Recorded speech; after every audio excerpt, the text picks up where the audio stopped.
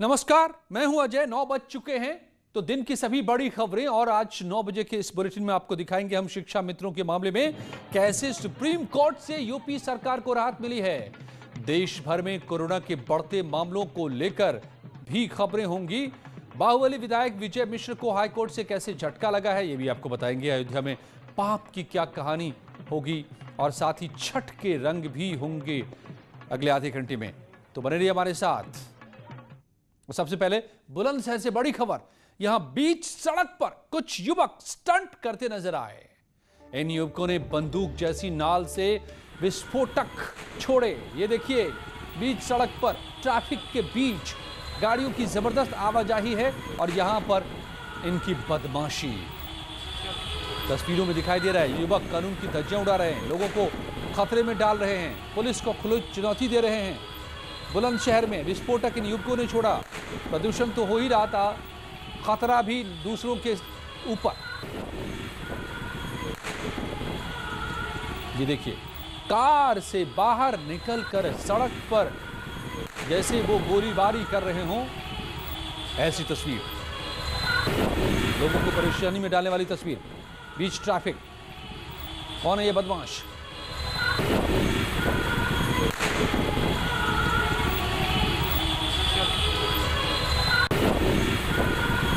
काफी भीड़ भाड़ है रोड पर और ये कार की से निकल करके किस तरह से कर रहे हैं फायर।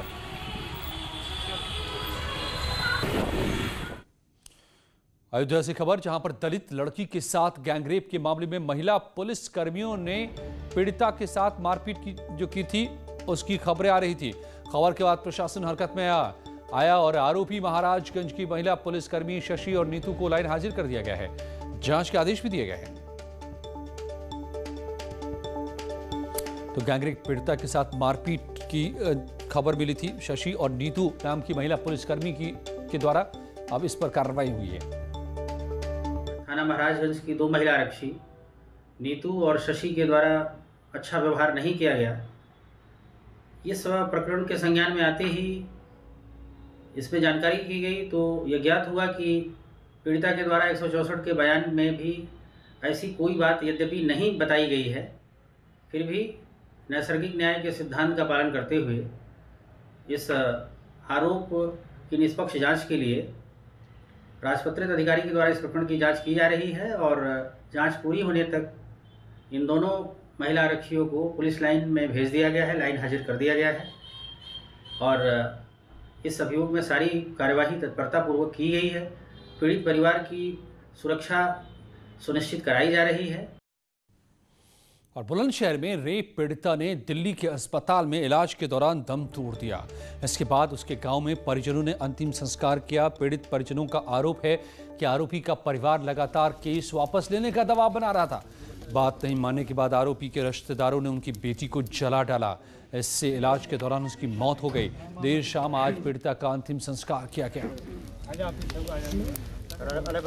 देखिए, इसमें वरिष्ठ पुलिस अधीक्षक द्वारा स्वयं देखकर निगरानी की जा रही है और इसलिए चूंकि महिला का केस है तो महिला क्षेत्राधिकारी जो वंदना शर्मा हैं उनको इंक्वायरी दी गई है और इसमें मैं आपको इतना आश्वस्त दिला सकता हूं, जो भी दोषी रहेंगे उनके खिलाफ सख्त। हमारी जो विश्व विज्ञान प्रयोगशाला की टीम जनपद स्तर की है उसके द्वारा आकर के जितने भी पॉसिबल एविडेंसेस मौके पर उपलब्ध थे उन सबको कलेक्ट कर लिया गया है और उसके बाद जो है फिर इसको सील करने की आवश्यकता नहीं थी क्योंकि वो सारी औपचारिकताएं और जो सारी कार्रवाई थी वो पूरी हो गई और इस प्रकरण में भी यही कार्रवाई की गई है। जो इस हल्के का प्रभारी था, जिसका दायित्व इनकी सुरक्षा व्यवस्था का था, जिसके संपर्क में परिवारीजन थे, उस विनयकांत गौतम को निलंबित कर दिया गया है। हल्के के सिपाही को निलंबित कर दिया गया है। थाना प्रभारी को हटा दिया गया है और सीओ के खिलाफ भी कार्रवाई हेतु रिपोर्ट प्रेषित कर दी। और मथुरा जिला अदालत ने मथुरा कृष्ण जन्मभूमि विवाद मामले में सुनवाई 10 दिसंबर तक टाल दी है। सुनवाई के दौरान नोटिस जारी किए गए। 4 पक्षकारों में से 3 पक्षकार कोर्ट में मौजूद रहे। वहीं श्री कृष्ण जन्मभूमि ट्रस्ट के उपस्थित न होने के कारण सुनवाई नहीं हो सकी। कोर्ट की तरफ से जारी नोटिस का जवाब दाखिल करने के लिए ट्रस्ट मजिस्ट्रेट ईदगाह कमेटी ट्रस्ट मस्जिद ईदगाह कमेटी, सुन्नी सेंट्रल वक्फ बोर्ड और श्री कृष्ण जन्मभूमि सेवा संघ ने समय मांगा था। दरअसल जिला जज मथुरा की कोर्ट ने श्री कृष्ण विराजमान समेत 8 याचिकाकर्ताओं की अर्जी को सुनवाई के लिए स्वीकार किया है। जिला जज मथुरा की कोर्ट ने पक्षकारों को नोटिस जारी किया था।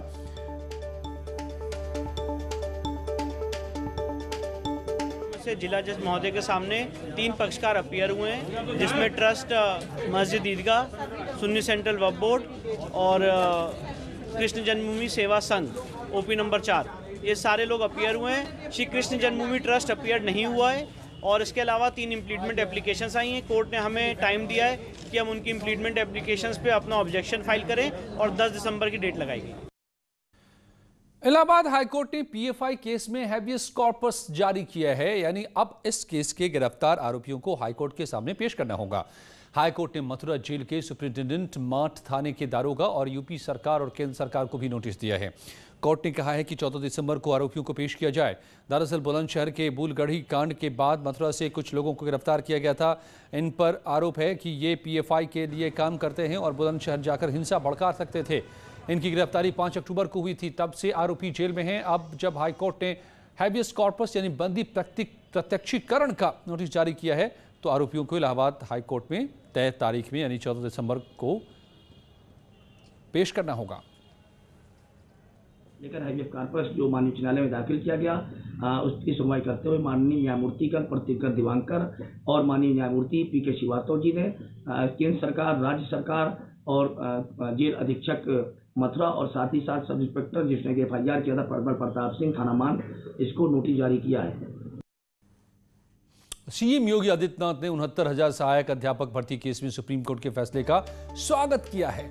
उन्होंने कहा है कि सर्वोच्च न्यायालय ने राज्य सरकार के फैसले पर अपनी मुहर लगाई है। सीएम योगी ने कहा कि ऐसे शिक्षा मित्र जिन्हें मौका नहीं मिला है, उन्हें राज्य सरकार एक और मौका देगी। बेसिक शिक्षा विभाग को सीएम ने सहायक अध्यापक पद पर चयनित अभ्यर्थियों को जल्द से जल्द नियुक्ति पत्र जारी करने का निर्देश भी दे दिया है।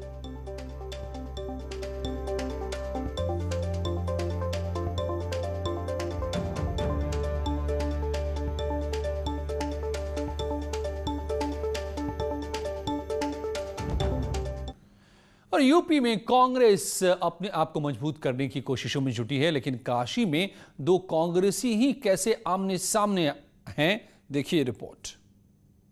एमएलसी चुनाव को लेकर वाराणसी में कांग्रेस की अंदरूनी कलह एक बार फिर से खुलकर सामने आ गई है। कांग्रेस के 2 वरिष्ठ नेता राजेश मिश्रा और अजय राय के बीच में तनातनी देखने को मिल रही है, जिसका नतीजा है कि वाराणसी खंड में कांग्रेस के 2 एमएलसी के प्रत्याशी चुनावी मैदान में हैं और दोनों ही कांग्रेस समर्थन का दावा पेश कर रहे हैं। संजीव सिंह और नागेश्वर सिंह ने कांग्रेस के उम्मीदवार होने का दावा पेश किया। संजीव सिंह के समर्थन में राजेश मिश्रा है। संजीव कुमार सिंह पढ़े लिखे प्रत्याशी, इलाहाबाद यूनिवर्सिटी के प्रोडक्ट हैं। एक वैचारिक राजनीति के पे इनका आधार है।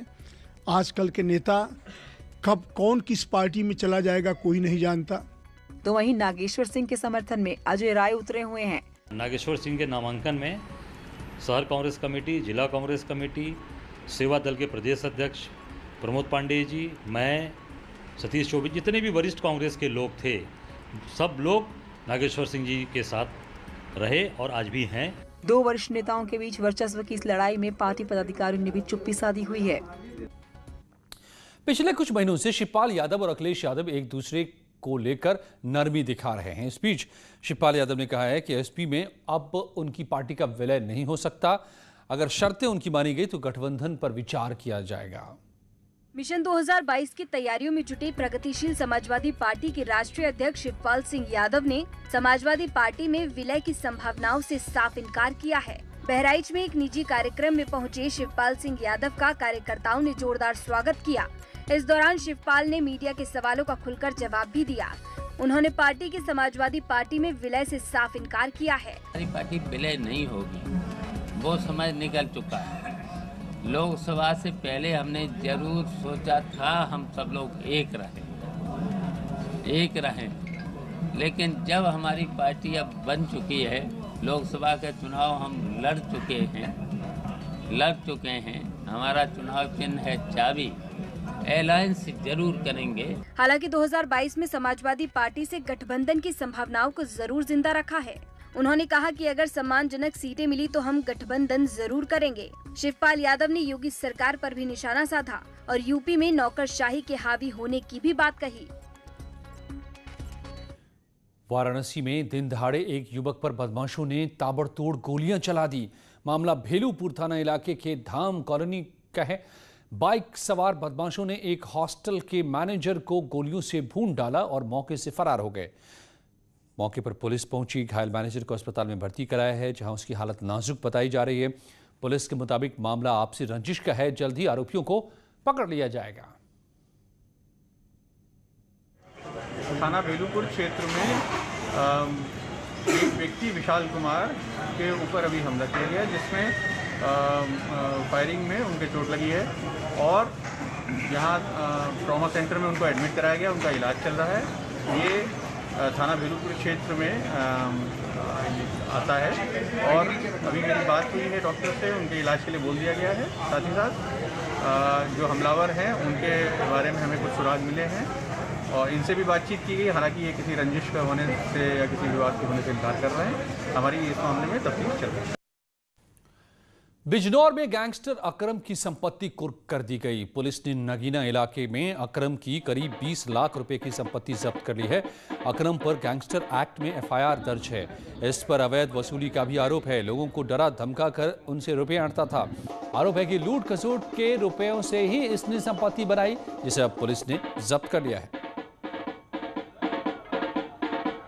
मुख्यमंत्री के निर्देशानुसार जो अवैध माफियाओं की अवैध संपत्ति को पूर्ण करने की गैंगस्टर एक्ट के तहत कार्रवाई की जा रही, उसी के अंतर्गत जनपद बिजनौर में थाना नगीना क्षेत्र के अंतर्गत गैंगस्टर या अकरम पुत्र मोहम्मद यासीन, जिसकी 20 लाख रुपए की संपत्ति को जब्त किया गया है। बाहुबली विधायक विजय मिश्रा को जमानत नहीं मिली है। हाईकोर्ट इलाहाबाद हाईकोर्ट में आज विजय मिश्रा की जमानत अर्जी पर सुनवाई हुई। विजय मिश्र के वकीलों को उम्मीद थी कि कोर्ट उनके पक्ष में आदेश आएगा कोर्ट से, मगर जमानत देने से कोर्ट ने इनकार कर दिया है और राज्य सरकार को नोटिस जारी किया है। कोर्ट ने सरकार से 2 हफ्ते में जवाब मांगा है। 1 दिसंबर को मामले की अगली सुनवाई होगी। विजय मिश्रा पर कई मामले दर्ज हैं।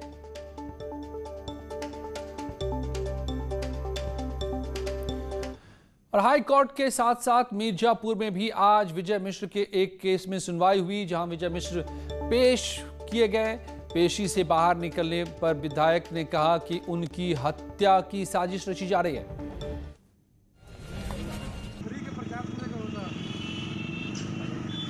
आरोप क्या है? आरोप है कि आईजी जो है पैसा लेकर फर्जी केसों में फंसाए, हमारी हत्या करना चाहते हैं। और यही नहीं, कई करोड़ रुपया लेके जितने अपराधी हैं भदोही में, सबको गनर आईजी और एसपी भदोही ने दिया। क्यों फंसा रहे हैं? कारण क्या है? पैसा लिया हुआ है कई करोड़ रुपया, 400 करोड़ रुपया ले चुके हैं पुलिस वाले। और टाइम खुशी पलों में और खबरों के साथ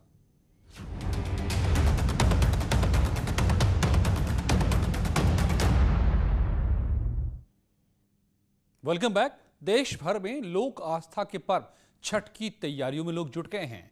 इस दौरान लोग घरों से निकलकर छठ पूजा के लिए खरीदारी कर रहे हैं। वाराणसी में बनने वाले पीतल के सूप की इस दिनों काफी डिमांड है। आखिर क्यों लोगों को पसंद आ रहे हैं काशी के ये सूप, देखिए ये रिपोर्ट। भोले बाबा की नगरी काशी में भी छठ के रंग में रंग गई है। कोरोना काल में बाजारों में रौनक देखने को मिल रही है। यूँ तो छठ पूजा में हर सामान अपने आप में महत्वपूर्ण है, लेकिन छठ पूजा में सूप सबसे ज्यादा महत्वपूर्ण माना जाता है। व्रती इसी में फल और दूसरे सामान रखकर भगवान सूर्य को अर्घ देते हैं। बात सूप की हो रही है तो बनारस में बने पीतल के सूप खासा डिमांड में है।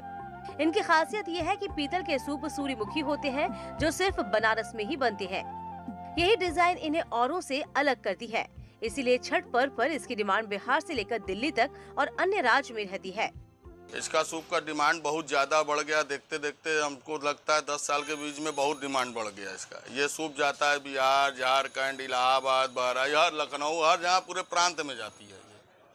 ये सूप की डिमांड बहुत ज़्यादा है। बनारस के सूप में क्या अलग दिखता है कि ज़्यादा? बनारस के सूप में ये अलग दिखता है, इसमें डिजाइनिंग होते हैं, इसमें सूर्य भगवान बने होते हैं। अच्छा बनता है बनारस में। बनता तो भी है मिर्जापुर में, लेकिन ऐसा नहीं बनता है। यहाँ के सूप की बहुत मान्यता है।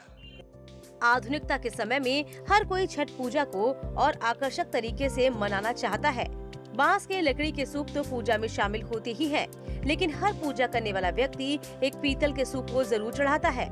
कहा जाता है कि पीतल में लक्ष्मी का वास होता है, इसीलिए भी इस पर्व पर इसकी खास डिमांड रहती है।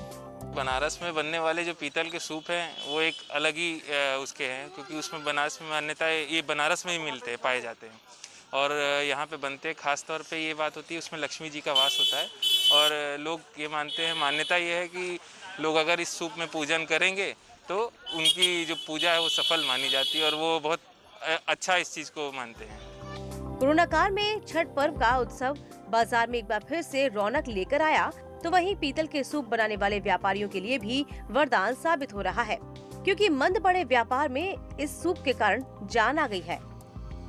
वाराणसी से रवि पांडे की रिपोर्ट, न्यूज़ 18। कुछ ही पलों में जारी है यहाँ खबरों का सिलसिला।